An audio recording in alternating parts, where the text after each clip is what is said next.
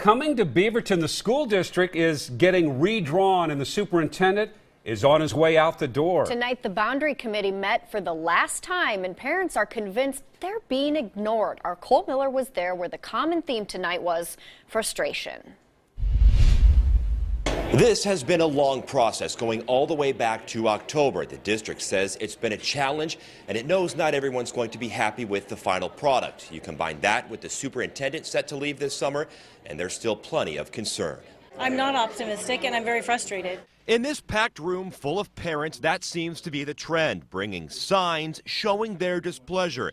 Take Renee Godwin, for example. Here we are at the end of this process, supposedly, and we still have the same map, essentially, that we started with. And here's that map. It shows which high school a student in Beaverton will go to based on where they live. These new boundaries coming with new growth. We've produced a map that actually has a better set of results. As Jason Coward explains, we've reduced the accident rate.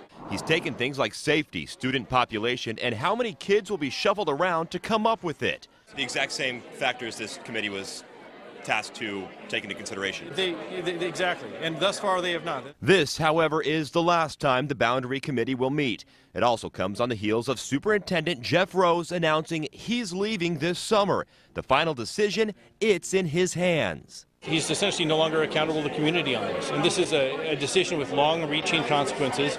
Rose was out of town tonight in Georgia, where he's headed. How can you reassure parents here that with the superintendent leaving, that the focus still remains on making something that works? So our superintendent is here until June 1, and he works hard, and he will finish this task.